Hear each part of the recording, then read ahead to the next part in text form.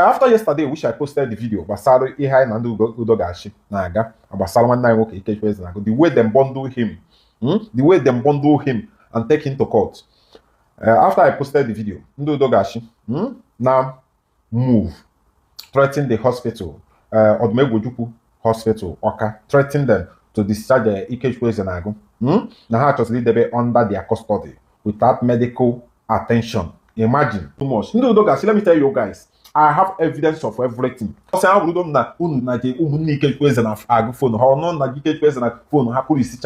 still have evidence of everything. It's in my phone.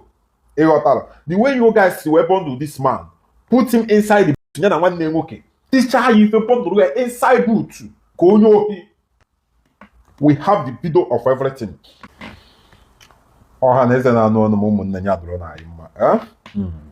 I'm very, very grateful for you guys. I'm making Nigerians. I'm making Nigerians. Making Igbo general. Because the way your people see our support, this our brother, Ikechwe Zenago. The way your people share the video, both from both comment section, I'm very, very grateful. Also, no can people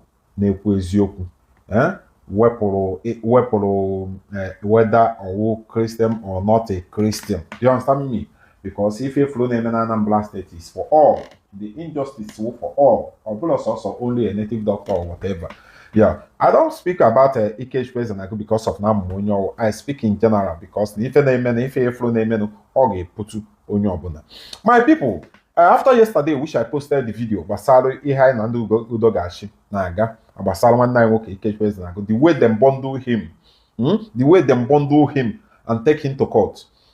After I posted the video, Udogachi now move, threaten the hospital, Odmegujuku Hospital, Oka, threaten them to discharge Ikechwe Zenago.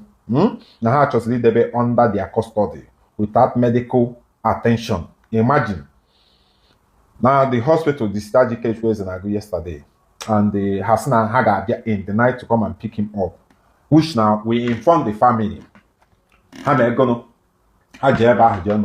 Make sure I have take a video of everything because they are not okay. Once they come, the only free family yesterday, only free family na video post. Ever take the to court. Ever have a bundle here now the hospital. They are even harassing everybody. No video, no video, no video.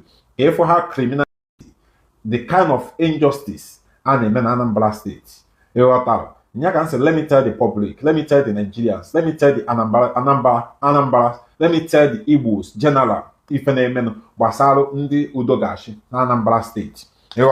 Because what is going to happen in Anambra State, from these people on Udogachi, my brother, it's too much. The injustice is too much, honestly speaking. Or the injustice is too much. Udogachi, let me tell you guys, I have evidence of everything. Both the way ones who have this man. Just this year, they are we have everything. I have evidence of everything. Also, I would not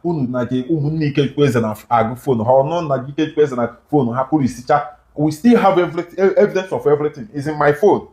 The way you guys were bundle this man, put him inside the boot. This child you bundle inside boot. We have the video of everything. Whether you people, if you go no one now, you people are just fighting for nothing's sake because this matter to go more than you guys. The matter go far. I get deputy, then Abuja Kaya was settled. But thank God the marshal is moving the case more faster. It can be.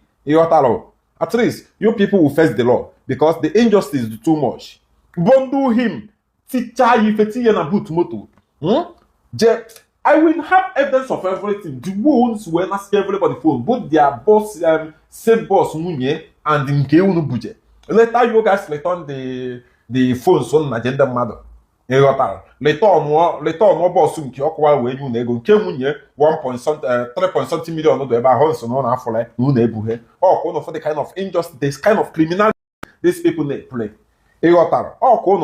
Honestly speaking, my brother, let's speak out because if you fly name look at the what K guides name meeting. Look at Ghana, India now.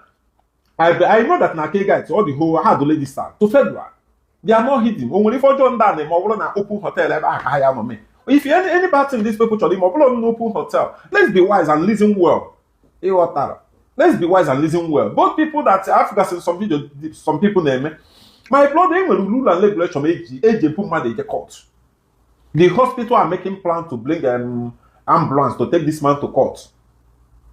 Onobia Bondre package him, grab him, will have a few years, he booze, where Buria Koba, court, because your people want to cover the shame of your guys. The atrocity your people are committing. Or your guys want to cover the atrocity. It cannot happen. It cannot happen. Our eyes is on you guys. We have evidence of everything. Our eyes is on you guys. I'm urging the evidence of everything. We must find this case to the nail. We must find it to the root of the matter. All no let you guys tell us. On the Bible also put a court. Mbunu ye bue court na ebu court. Because now some go now on Babazi also gonna cover the atrocity alone on committee in Anambra State. It cannot happen. You guys cannot fool everybody. We should know there because we know everything you guys are doing and we have evidence of everything. Our eyes is on you guys. Okay, this guy as not Dibia call from Dibia. In charge of. We know everything. Yeah. I was keeping quiet for long. But you know, we can't just leave it that way. We have to come out and speak. So let the matter end once and for all. So hapota no makoka. Abuja ka chọrọ ịnọ okwu dị okwu. So pụta na maka court ọka ka ije na Abuja ka ekwu dị okwu dị. Ka ofu ihu. Can this video na-aga viral? Can the world see what is happening in Anambra State? Let Nigerians see what is happening in Anambra State. Peace and love, Lord.